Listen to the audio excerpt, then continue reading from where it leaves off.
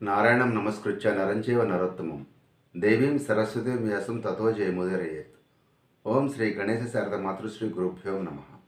మిత్రులారా, ఈ రకంగా సైంధవుడి యొక్క అవమానం, పాండవుల విజయం, ద్రౌపది మానరక్షణ ఇవన్నీ జరిగిన తర్వాత ఒక రోజున ధర్మరాజు మార్కండేయ మహర్షిని అడిగాడు, స్వామి, ఇన్ని కష్టాలు పడుతున్నాను, ద్రౌపది ఇన్ని కష్టాలు పడుతోంది, ఏంటి ఇదంతా? అసలు నేను పడ్డ కష్టాలు ఇంకెవరన్నా పడ్డారా? ఎవరైనా ఇన్ని కష్టాలు అనుభవించిన వాళ్ళు ఉన్నారా అని అడిగాడు. అడిగితే అప్పుడు మార్కండేయ మహర్షి నవ్వి, నాయన, నువ్వు వీరులైనటువంటి సోదరులతోటి అందరితో కలిసి నువ్వు అరణ్యవాసం చేస్తున్నావు, కానీ త్రేతాయుగంలో రాముడు ఉన్నాడు.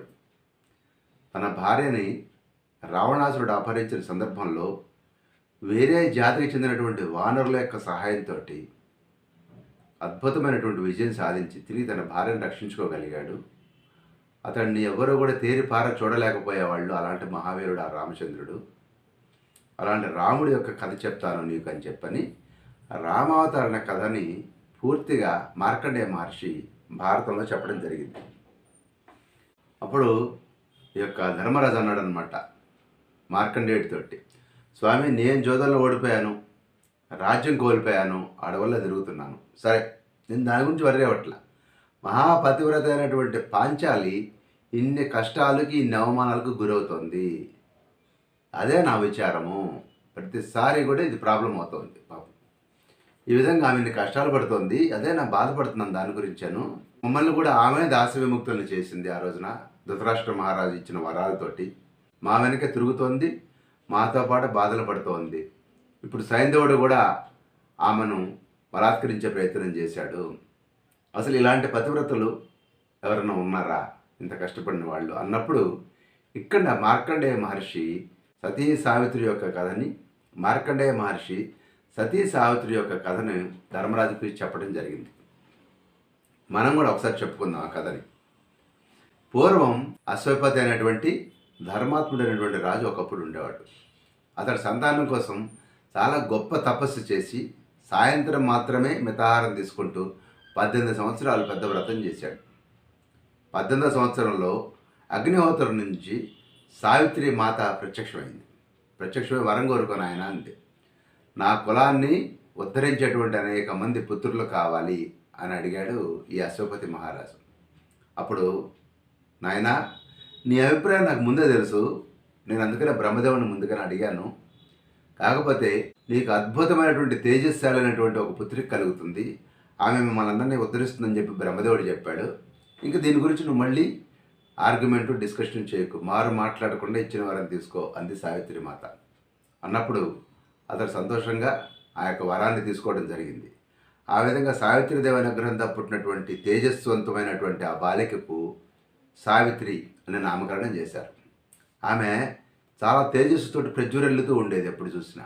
అందువలన ఆమెను వివాహం చేసుకోవాలంటే ఆమె తేజస్సు చూసి అందరూ భయపడిపోయేవాళ్ళు. ఆమెను గౌరవించేవాళ్ళు, ఆరాధించేవాళ్ళు, కానీ పెళ్లి చేసుకోవాలి అనుకునేసరికి భయం వేసేది అందరికీ. ఆమె తేజస్సు అలా ఉండేది. దాంతో ఈ తండ్రి చాలా దిగులు పడ్డాడు. అశ్వపతి దిగులు పడి, అమ్మా, నువ్వు ఎవరిని భర్తగా కోరుకుంటే వాళ్ళకిచ్చి నేను వివాహం చేస్తాను, నా వల్ల కావట్లేదు నీకు సంబంధాలు తీసుకురావటము అని చెప్పాడు. ఇక్కడ అంటాడనమాట, వయసు వచ్చిన కుమార్తెకు వివాహం చేయని తండ్రి, వివాహం చేసుకున్న భార్యని ఎన్నుకొని భర్త మరణించినటువంటి తల్లిని రక్షించిన పుత్రుడు, వీళ్ళు ముగ్గురు కూడా నింద్యులు. అందువల్ల నేను ఇక్కడ నింద్యుణ్ణయ్యాను, దయచేసి నువ్వే నీ భర్తను ఎంచుకో అన్నాడు తండ్రి. అప్పుడు అనేక రకాల తపోవనాలకు ఆవిడ చూసుకుంటూ దానాలు చేసుకుంటూ సావిత్రి ఒకసారి పర్యటించింది. తన తండ్రి అయినటువంటి అశ్వపతి నారద మహర్షితో మాట్లాడుతూ ఉండగా ఆమె అక్కడికి వెళ్ళి తన తండ్రికి ఆ నారద మహర్షికి అభివాదం చేసింది సావిత్రి. అప్పుడు, ఏమయ్యా అశ్వపతి, ఇంత అద్భుతమైనటువంటి సౌందర్య రాశి యవనంలో ఉంది, ఆమె వివాహం ఎందుకు చేయలేదు అని అడిగాడు నారద మహర్షి. అప్పుడు ఆ యొక్క అశ్వపతి తన కుమార్తె అయినటువంటి సావిత్రి వంక చూసి, అమ్మ, నారద మహర్షి వివరాలు అడుగుతున్నారు, ఆయనకు అన్ని వివరాలు చెప్పమ్మా అన్నాడు. అప్పుడు ఆమె విషయం చెప్తూనే నీ ఇష్టమైనటువంటి వరుణ్ణి వరించు అని నాకు తండ్రి నాకు పర్మిషన్ ఇచ్చారు. శాల్వ దేశంలో ద్యుమత్సేనుడు అనేటువంటి ధర్మాత్ముడైనటువంటి రాజు ఉన్నాడు. అతను చాలా ధర్మాత్ముడు. అయితే కొంతకాలానికి ఆయన అంధుడైపోయాడు. ఆయన పుత్రుడైనటువంటి సత్యవంతుడు చాలా చిన్నవాడు. ఆ సందర్భంలో పక్కనే ఉన్నటువంటి ఒక పూర్వశత్రువు ఆయన యొక్క రాజ్యాన్ని, ఈ ద్యుమత్సేను యొక్క రాజ్యాన్ని అపహరించాడు. అప్పుడు ఆ బాలుడితోటి తన యొక్క భార్యతోటి కలిసి ఆ రాజు అరణ్యంలో తపస్సు చేసుకుంటూ ఉన్నాడు. నేను అక్కడికి వెళ్ళి ఆ యొక్క ఆశ్రమాన్ని చూశాను. నగరంలో పుట్టినప్పటికి కూడా ఆ కుమారుడు వనంలో పెరిగాడు. అతడి పేరు సత్యవంతుడు. నేను ఆయన నా వరుడుగా నిర్ణయించుకున్నాను అని తండ్రి సమక్షంలో నారద మహర్షికి చెప్పేసింది. ఆ మాటలో ఉన్నటువంటి నారద మహర్షి అరే సావిత్రి చాలా తొందరపడింది. అతడు ధర్మాత్ముడు, ఆ కుర్రవాడు సద్గుణ సంపన్నుడు, కానీ సంవత్సరం తిరిగే లోపల అతను చనిపోబోతున్నాడు అన్నాడు. అనగానే వెంటనే తండ్రి అయినటువంటి అశ్వపతి, ఏమ్మా నారద మహర్షి అలా చెప్తున్నాడు కదా, కొంచెం ఆలోచించి వేరే సద్గుణవంతుడైనటువంటి వరుణ్ణి ఎవరన్నా ఉంటే వాడిని వరించు, ప్రస్తుతానికి సత్యవంతుడిని విస్మరించు అన్నాడు తండ్రి. అప్పుడు సావిత్రి అనమాట, తండ్రి వాటాలు పంచడం, కన్యాదానం చేయటం ఇవన్నీ మాటమాటికి జరిగేవి కాదు, ఒకసారి జరుగుతాయి. కాబట్టి రెండో మాట లేదు. నేను అతను నా భర్తగా వరించాను. అతను దీర్ఘాయువై కావచ్చు, లేదా అల్పాయువైనా కావచ్చు, గుణవంతుడు కావచ్చు, గుణవిహీనుడు కావచ్చు. ఒక్కసారి నేను డిసైడ్ అయిన తర్వాత దీంట్లో తిరుగులేదు అంది. అప్పుడు సరే అని చెప్పనేసేసి అప్పుడు అశ్వపతి ఈ ద్యుమత్సేను దగ్గరికి వెళ్ళి, ఓ మహారాజా, నా కుమార్తె నీ కుమారుడైనటువంటి సత్యవంతుడిని వరించింది, దయచేసి వాడిద్దరికి వివాహం చెయ్యి అని ప్రాధేయపడ్డాడు ఈ అశ్వపతి. ప్రాధేయపడ్డప్పుడు అప్పుడు ఆ రాజు అన్నాడు, అంధుడైనటువంటి ఆ రాజు అన్నాడు, నాకు ఈ కోరిక ఉండేది, నీ పుత్రికని నా కోడలు చేసుకోవాలని ఉండేది. కాకపోతే నా రాజ్యం ఎప్పుడైతే పోయిందో అలాంటి అవకాశం లేదు. నువ్వు నాలాంటి అంధుడికి, అరణ్యవాసం చేస్తున్న వ్యక్తికి కోడలుగా ఎలా పంపిస్తావలే అని నేనే అడగకుండా ఊరుకున్నాను. ఇప్పుడు నువ్వే అడుగుతున్నావు, చాలా సంతోషము. తప్పకుండా నీ కుమార్తెని నా కోడలుగా చేసుకుంటాను అన్నాడు ఈ ద్యుమత్సేనుడు. ఈ సావిత్రి వివాహం చేసిన తర్వాత అశ్వపతి తన కుమార్తెని అల్లుడికి అప్పచెప్పి తిరిగి తన రాజ్యానికి వెళ్ళిపోయాడు. అప్పుడు ఈ సావిత్రి తన అలంకారాలు తీసేసి నారచీరలు ధరించి తన భర్తకు అనుగుణంగా నడుచుకుంటూ అందరినీ సంతోషపెడుతూ ఉంది. అత్తగారిని, మామగారిని, భర్తని సంతోషపెడుతూ కాలం గడుపుతుంది. అది ఎప్పుడు ఆ మనసులో ఈ నారద మహర్షి చెప్పాడు కదా, 1 year టైం ఉంది, బలానా రోజుకి గండం ఉంది అని చెప్పిన విషయం ఆమెకు గుర్తుంది. అందుకని నిరంతరం దాని గురించి ఆలోచిస్తూ ఉంది. సత్యవంతుడి యొక్క మరణం రాసి ఉంది, ఆ రోజు నారద మహర్షి చెప్పాడు కదా, దాని ప్రకారం ఇంకా 4 రోజులు టైం ఉంది. అందుకని ఆమె 3 రోజుల పాటు పూర్తి ఉపవాసం చేస్తూ చాలా కఠినమైనటువంటి వ్రతాన్ని ఆచరించింది. అప్పుడు ఈ ద్యుమత్సేనుడు అంటే మామగారు చాలా బాధపడతా, అమ్మా ఎందుకు ఇంత కఠోరమైనటువంటి వ్రతాలు చేస్తున్నావు, శరీరాన్ని ఎందుకు ఇంత కష్టపెడుతున్నావు, ఇవన్నీ ఎందుకమ్మా నీకు అని అన్నప్పుడు ఈ యొక్క సావిత్రి, లేదండి నేను వ్రతం చేయాలనుకున్నాను, చేస్తున్నాను, దీన్ని దృఢమైనటువంటి ఆలోచనతో మొదలెట్టాను, పూర్తి చేస్తాను అంది. సరే 4వ రోజు రానే వచ్చింది. భార్య పొద్దెక్కుతోంది. ఈ లోపల పూజా కార్యక్రమాలన్నీ చేసి పెద్దలకు నమస్కరించినప్పుడు పెద్దలందరూ కూడా ఆమెను సౌభాగ్యవతి భవ అని ఆశీర్వదించారు సావిత్రిని. ఇది ఎప్పుడు సత్యం అవ్వాలి అని మనసులో కోరుకుని వెళ్ళి భర్త దగ్గరికి వెళ్ళింది. ఈ లోపల అత్తమామలు అన్నారు, అమ్మ వ్రతం పూర్తయింది కదా, కాస్త ఏమైనా తిను, నీరసంగా ఉన్నావు అన్నారు. ఇప్పుడు కాదు, సూర్యాస్తమయం అయిన తర్వాతే నేను భోజనం చేస్తాను అంది సావిత్రి. ఈ విధంగా మాట్లాడుతూ ఉండగానే సత్యవంతుడు గండ్రగొడ్డల భుజాన్ని ధరించి వనానికి బయలుదేరాడు, పళ్ళు కట్టెలు తీసుకురావటం కోసం. అప్పుడు సావిత్రి అంది, స్వామి మీరు ఒక్కళ్ళే వెళ్ళకండి, నేను కూడా మీతో పాటే వస్తాను అంది సావిత్రి. అనగా సత్యవంతుడు అన్నాడు, నువ్వు ఎప్పుడు అడవిలోకి రాలేదు కదా, ఇప్పుడు కొత్తగా వస్తానంటున్నావేంటి, నీకు బాగా స్ట్రెయిన్ అవుతుంది, శ్రమ పడతావు, ఆల్రెడీ వ్రతాలు ఉపవాసాలని చెప్పనేసి బాగా వీక్గా ఉన్నావు అన్నాడు. నాకేం లేదు, ఐఎమ్ క్వైట్ ఆల్ రైట్, నాకు అడవి ఎలా ఉంటుందో చూడాలని ఉంది అంది. అన్నప్పుడు ఒక సత్యవంతుడు అన్నాడు, అమ్మాయి అలా ఉన్నగా ఎలా తీసుకెళ్ళామని అందరూ అనకుండా ఉండాలంటే నువ్వు అత్తయ్య గారి మావయ్య గారితో కూడా ఒక మాట చెప్పు, వాళ్ళు కూడా ఓకే అంటే తీసుకెళ్తాను అన్నాడు సత్యవంతుడు. ఆ ప్రకారంగా అత్తమాను ఒప్పించినటువంటి సావిత్రి ఈ సత్యవంతుడితో కలిసి అడవిలోకి వచ్చింది. వాళ్ళిద్దరు అడవిలోకి వెళ్ళినప్పుడు సత్యవంతుడు అనేక ఫలాలతో తన బుట్ట నింపుకొని గొడ్డలి తీసుకొని కట్టెలు కొట్టడం ప్రారంభించాడు. ఈ లోపల ఒళ్ళంతా చెమటలు పోసి తలనొప్పి స్టార్ట్ అయింది.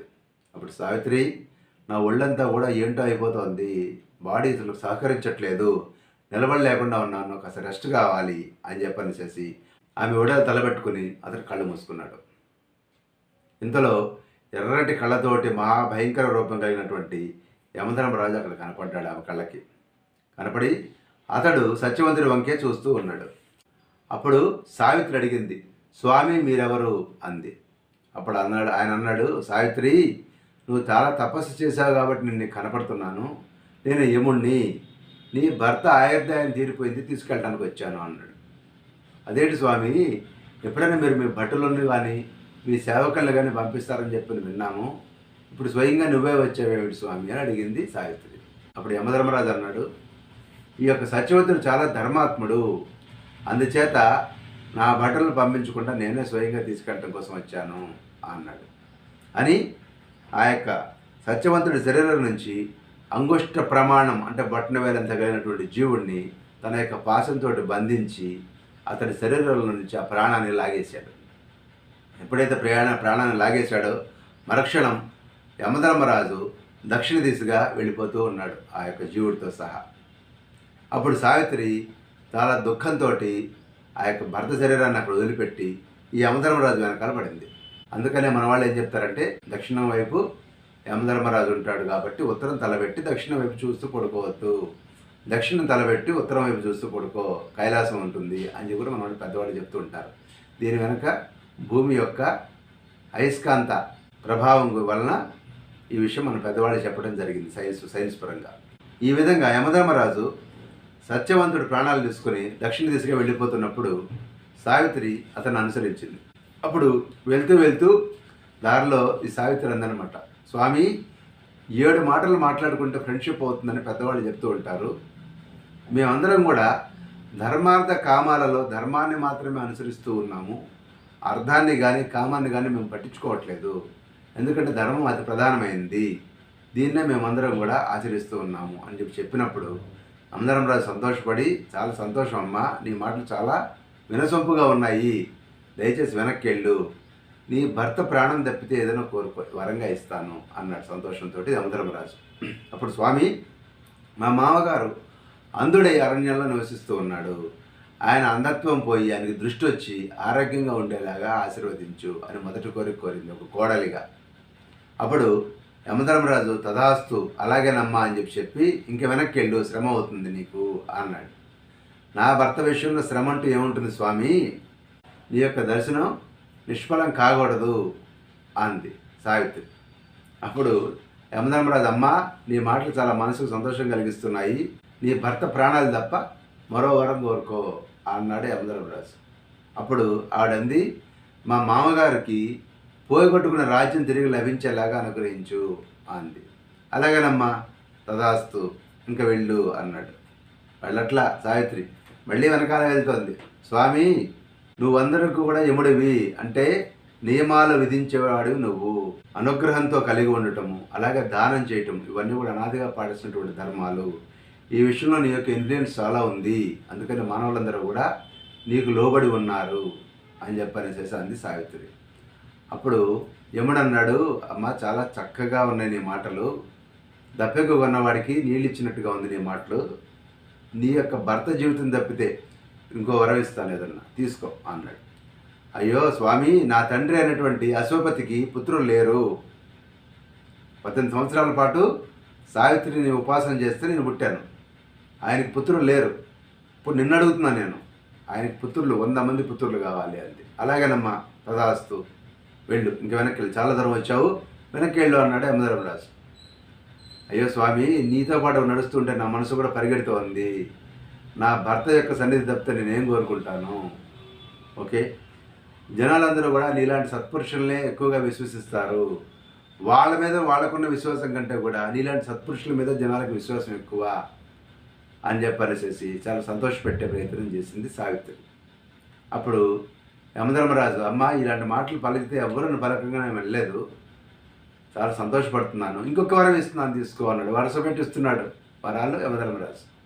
ఇప్పుడు స్వామి, సత్యవంతునికి ఔరసులైనటువంటి 100 మంది పుత్రులు నాకు కలగాలని అనుగ్రహించు అంది.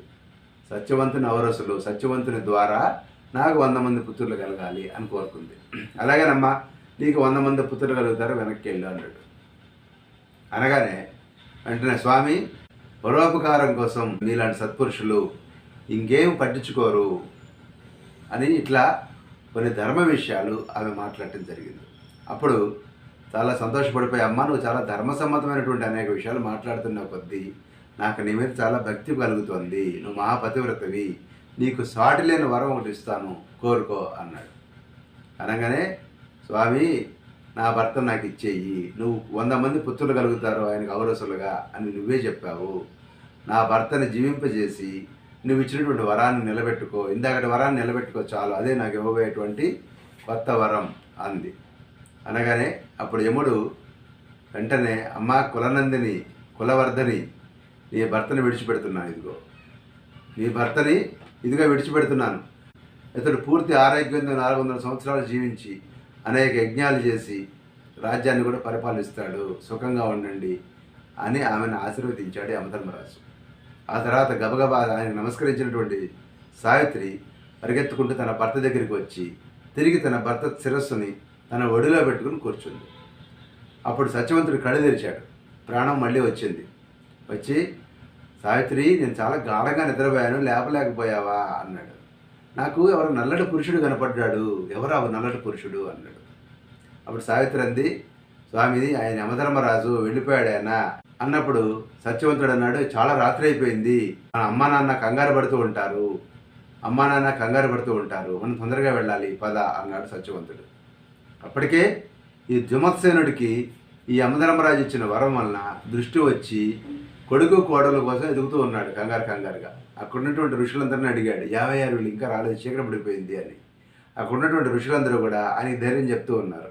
ఇంతలో సావిత్రి, సత్యవంతుడు కూడా తిరిగి ఆశ్రమానికి చేరుకున్నప్పుడు అక్కడ ఉన్నటువంటి ఋషులు ఏమైందమ్మా అని అడిగినప్పుడు మొత్తం వృత్తాంతం అంతా చెప్పడం జరిగింది. ఇప్పటిదాకా సత్యవంతుడి తల్లిదండ్రులకి తన కుమారుడు అల్పాయుషుడు అనే విషయం తెలియదు. సావిత్రి తండ్రికి మాత్రమే తెలుసు. ఆమె కావాలని చెప్పలేదు. ఇప్పుడు వివరాలన్నీ చెప్పి ఇహ భయం లేదు, దీర్ఘాయుష్ పొందాడు కుమారుడు అన్న విషయం ఇప్పుడు చెప్పింది సావిత్రి.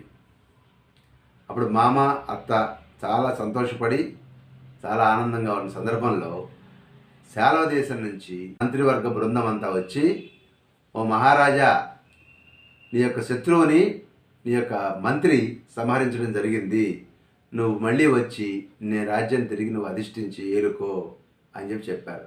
యమధర్మరాజు వరం వృధా పోదు కదా.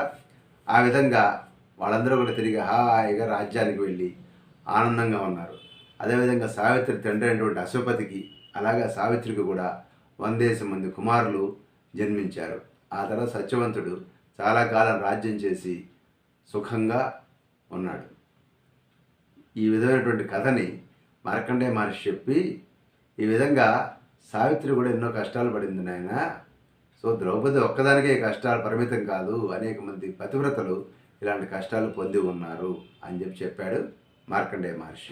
ఆ తర్వాత ఏం జరిగింది, కామికవనం నుంచి ద్వైతవనానికి వచ్చినటువంటి పాండవులు అక్కడ ఏం చేశారు, వాళ్ళకి ఎదురైనటువంటి ఇబ్బందులు ఏంటనేది నెక్స్ట్ ఎపిసోడ్లో తెలుసుకుందాం. స్వస్తి.